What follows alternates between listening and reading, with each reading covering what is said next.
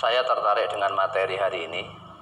Saya selalu mengeluh, merasa gelisah, sedih, rasa takut kehilangan yang berlebihan, merasa sakit dan sulit untuk melihat ke bawah. Padahal saya juga bisa bekerja di kantor secara normal, tapi saya merasa susah yang berlebihan. Saya mohon tausiahnya. Nah, ini masalah ada di panjenengan. Berarti hatinya sedang dijangkiti penyakit hati. Penyakit hati, tidak bersyukur, tidak mau melihat orang yang di bawahnya, merasa kurang, padahal sudah diberi, diizinkan oleh Allah, ya, nyaman bekerja di kantor. Sedangkan banyak orang lain yang saat ini di PHK, cari kerjaan sulitnya minta ampun, kesana kemari bawa lamaran ditolak terus. Panjenengan sudah mapan, sudah Allah beri kemapanan, kenapa masih kurang? Tausiah saja tidak cukup kalau tidak diamalkan. Yang namanya tausiah, ya, itu harus diamalkan agar bermanfaat, agar kita bisa berubah dari yang tidak bersyukur menjadi bersyukur, dari emosional menjadi penyabar. Itu hanya bisa dilakukan kalau tausiah-tausiah keagamaan itu diamalkan. Kalau hanya didengarkan saja tanpa bisa masuk ke dalam nuraninya yang paling dalam, sehingga tidak diamalkan dalam kehidupannya, ya percuma. Wa minhum may yastami'u ilaika wa ja'alna 'ala qulubihim akinnatan ay yafqahuhu wa fi adanihim waqra hatta idza ja'uka wa iyaraw kulla ayatin la yu'minu biha hatta idza ja'uka yujadilunaka yaqulul ladzina kafaru in hadza illa asatirul awalin. Coba diingat kembali itu Al-An'am 24. Surat Al-An'am nomor surat 6 ayat 25 ya.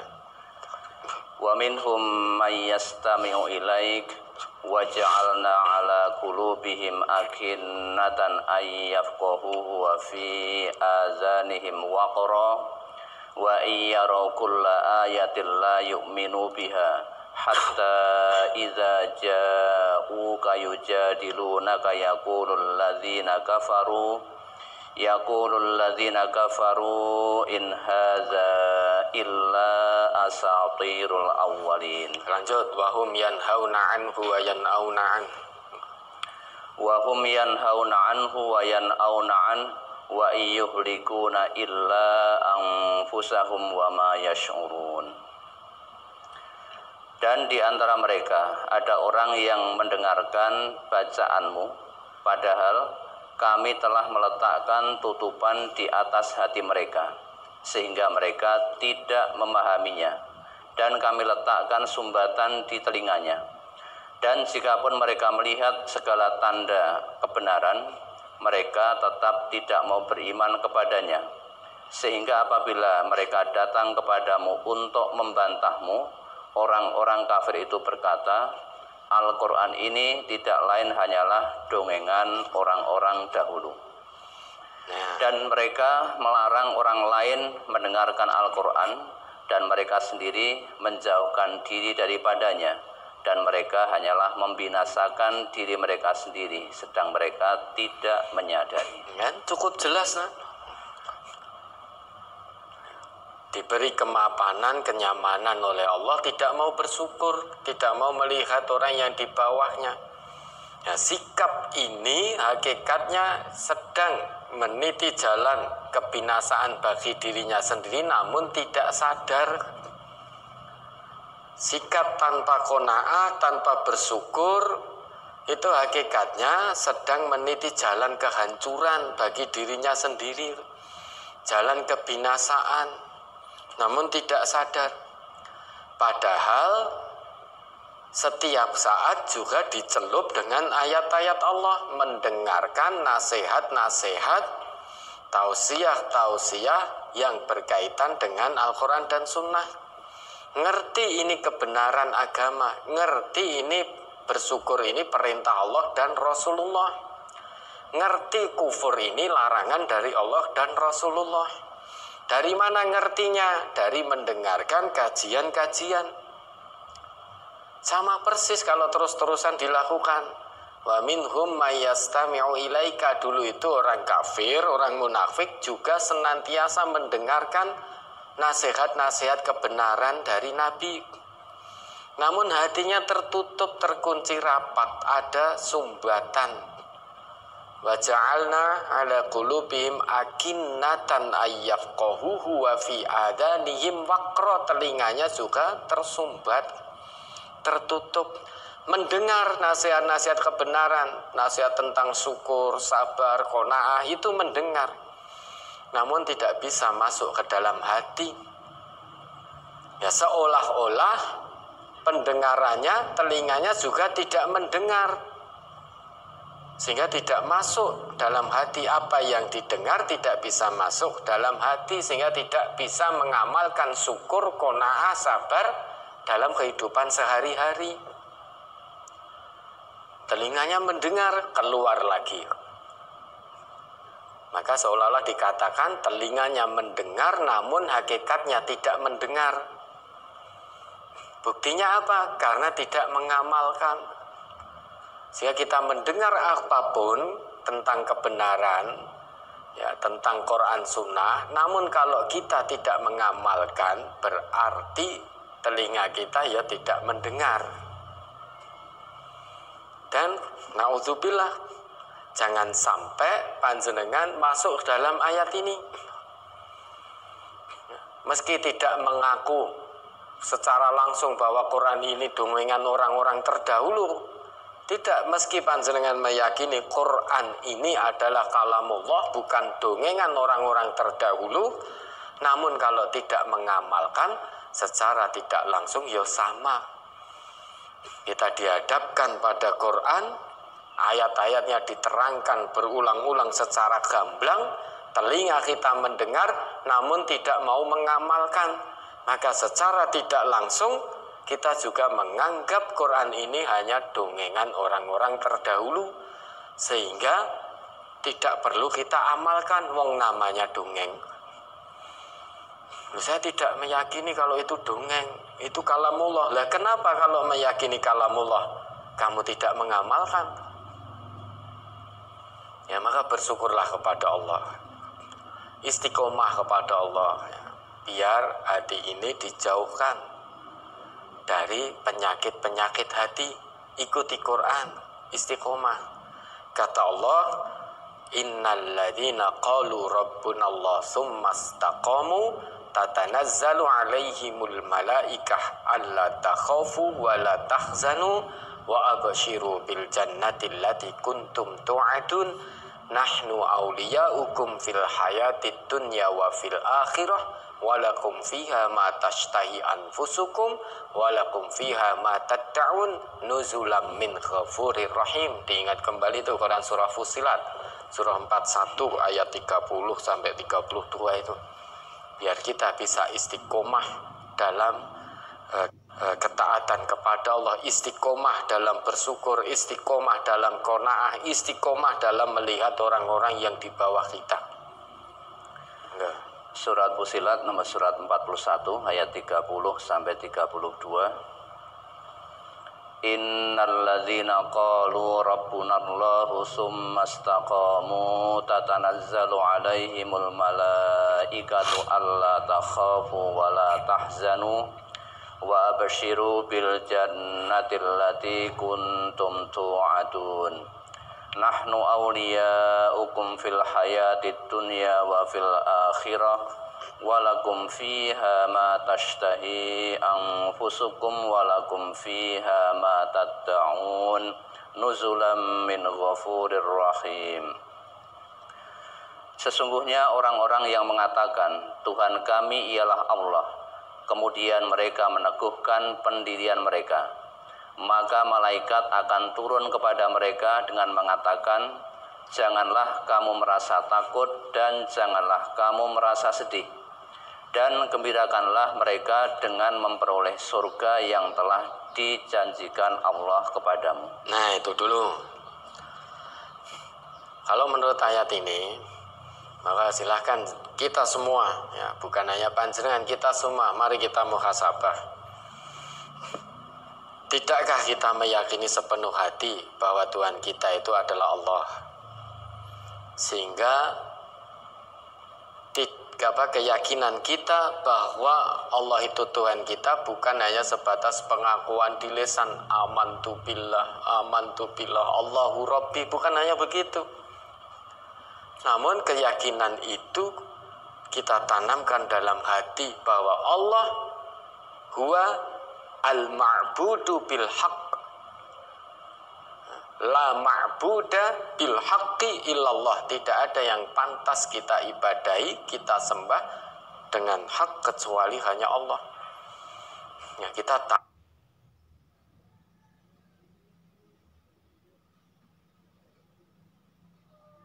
tanamkan keimanan itu sepenuh hati. Nah, kalau panjenengan kita ngaku bahwa Allah itu Tuhan kita, maka istiqomah. Istiqomah dalam hal apa? Dalam mentaati apa yang menjadi ketetapan Allah dan yang menjadi ketetapan Rasulnya. Termasuk dalam rangka syukur, sabar, qanaah, ikhlas, dan melihat orang yang berada di bawah. Istiqomah itu apa? Istiqomah itu berasal dari kata koma. Aslinya koma itu. Koma itu apa? Koma itu tegak, sempurna. Maka di depannya ditambahi ista, menjadi istaqoma, yastaqimu, istiqomah. Kalau sudah ditambahi ista, maka bukan berarti tegak dan lurus lagi. Dan bukan sempurna lagi, tidak hanya sebatas itu. Namun kalau sudah ditambahi ista, sehingga menjadi istiqomah, itu berarti ada usaha dari manusia untuk menjadi tegak, untuk menjadi sempurna, untuk menjadi teguh dalam pengakuan bahwa Allah adalah Tuhannya. Jadi ada usaha. Kalau panjenengan mengaku Allah Tuhan panjenengan, maka harus ada usaha. Salah satu usaha terkait dengan pertanyaan panjenengan tadi, yang harus panjenengan lakukan, maka bersyukur. Lihat orang yang di bawah. Wah, ini sudah gawan bayi Ustadz, saya tidak bisa melihat yang di bawah kita. Itu bukan gawan bayi, itu penyakit hatimu. Penyakit hatimu harus dirubah. Harus ada usaha untuk melawan, menyingkirkan, melenyapkan penyakit-penyakit hati. Istiqomah itu bukan hanya sebatas rutinitas, bukan. Tapi bagaimana usaha kita untuk menjadi sempurna, menjadi tegak, menjadi teguh pendirian. Teguh dalam pengakuan bahwa Allah Tuhan kita. Kalau istiqomah hanya sebatas dimaknai rutinitas, rugi kita. Sholat yang kita lakukan 5 waktu itu bukan hanya sebatas rutinitas. Namun di situ ada usaha. Istiqomah dalam sholat itu berarti ada usaha bagaimana biar sholatnya berfungsi. Tanha anil fahsya wal munkar. Sholatnya bisa betul-betul tegak fungsinya, betul-betul sempurna fungsinya. Maka itu istiqomah dalam sholat, bukan hanya koma saja, tapi ditambahi ista, menjadi istaqoma yastaqimu istiqomah.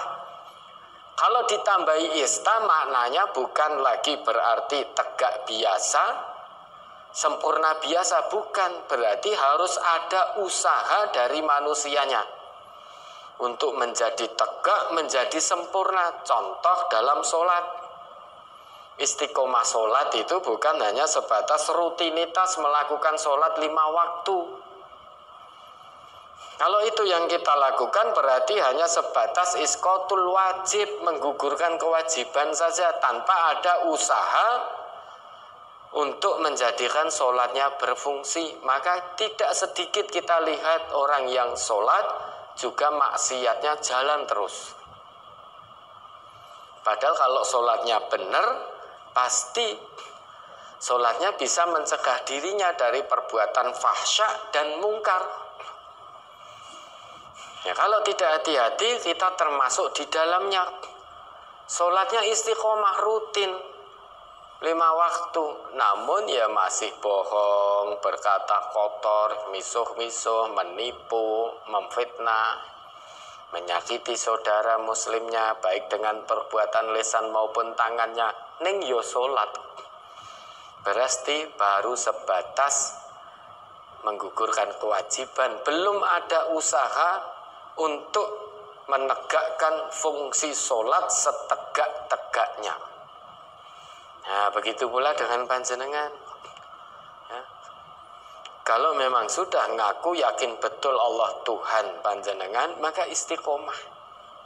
Istiqomah berarti panjenengan harus berusaha sekuat tenaga menyingkirkan, melenyapkan seluruh penyakit-penyakit hati. Kalau itu bisa dilakukan, janji Allah, tatanazzalu alaihimul malaikatu alla takhafu wa la tahzanu wa abshiru bil jannati allati kuntum tu'adun. Penyakit hati bisa kita lawan, kita tekan sehingga betul-betul lenyap. Yang muncul adalah ketakwaan, ketaatan kepada Allah, maka hati kita akan tenang. Ya, alla takhafu wa la tahzanu. Kita tidak akan takut, tidak khawatir, tidak pula bersedih hati, tidak khawatir kehilangan apapun, karena hati kita senantiasa bertaut kepada Allah. Kalau senantiasa bertaut kepada Allah, yakin kita tidak akan kehilangan apapun. Kalau ternyata kehilangan yang kita cintai, Allah akan turunkan kesabaran pada hati kita, sehingga hati tetap menjadi tenang. Artinya kehilangan itu kita tidak kehilangan keyakinan, keimanan kita kepada Allah. Diberi nikmat, Allah turunkan rasa syukur. Diuji dengan musibah, cobaan yang tidak menyenangkan, Allah berikan rasa sabar, ikhlas sehingga hati tetap tenang. Itu sehingga kita tidak takut, tidak khawatir.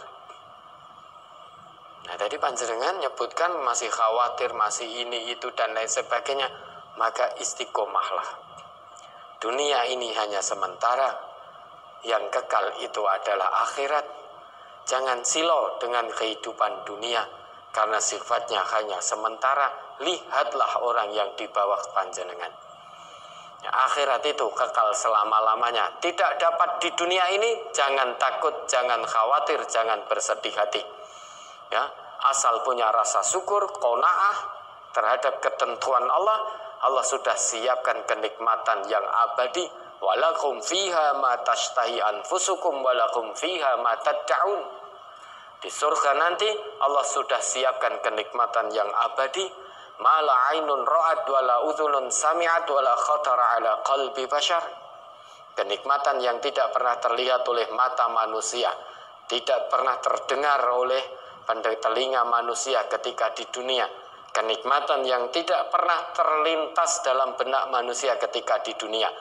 Maka tidak mendapatkan kesenangan, kenikmatan dunia, jangan takut, jangan khawatir, jangan sedih. Sehingga menyebabkan panjenengan kufur, tidak mau melihat yang di bawah. Bersyukurlah, berbahagialah, bergembiralah dengan surga yang telah Allah janjikan dengan kenikmatan yang luar biasa. Nanti akan Allah berikan di surga. Kalau di dunia ini kita tidak mendapatkan bagian, husnudzon kepada Allah, Allah simpan bagian kita untuk diberikan di surga kelak, yang mana dunia ini tidak ada bandingannya sama sekali. Di surga kita mendapatkan apapun yang kita inginkan. Walakum fiha ma tashtahi anfusukum. Di surga kenikmatannya apapun yang diminta akan diberikan oleh Allah. Walakum fiha ma tad'un. Di surga apapun yang diinginkan oleh hamba-hamba Allah, penghuni surga, semuanya diberikan oleh Allah. Kalau di dunia ini kan tidak. Kita menginginkan A, Allah berikan B. Kita menginginkan A atau B, Allah berikan C. Kita inginkan A, B, C, Allah tidak berikan sama sekali. Baik A, baik B, baik C. Karena hati kita dibatasi oleh Allah terhadap apa yang kita inginkan. Tetapi itu tidak berlaku di akhirat. Di surga semua kenikmatan akan Allah berikan. Maka bersyukurlah kepada Allah. Kalau tadi masih punya penyakit-penyakit hati, istiqomahlah, lawan penyakit hati itu. Usahakan dilawan betul sehingga hilang lenyap penyakit yang ada dalam hati. Sehingga betul-betul teguh pendiriannya dalam pengakuan bahwa Tuhan kita adalah Allah Subhanahu wa ta'ala. Ya, ada lagi.